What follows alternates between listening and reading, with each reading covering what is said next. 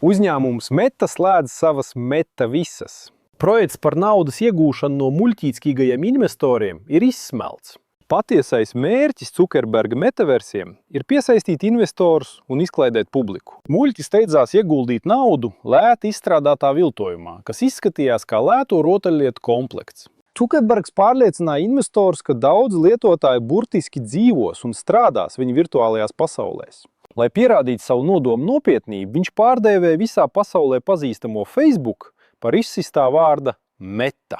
Liela uzņēmuma finanšu peļņa nav atkarīga no tā, ko tie patiesībā dara, bet gan no tā, cik daudz jaunu kredītu tie piesaistīs un cik daudz akciju izdos.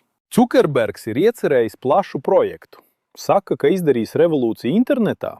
Interesanti, vai ir jēga ieguldīt sākumā? Zem kliedzieniem, kad drīz cilvēki pārcelsies uz virtuālajām pasaulēm, izsalkušiem muļķiem pārdeva tukšumu par augstām cenām. Projekts, ja paveicis savu darbu, var slēgt.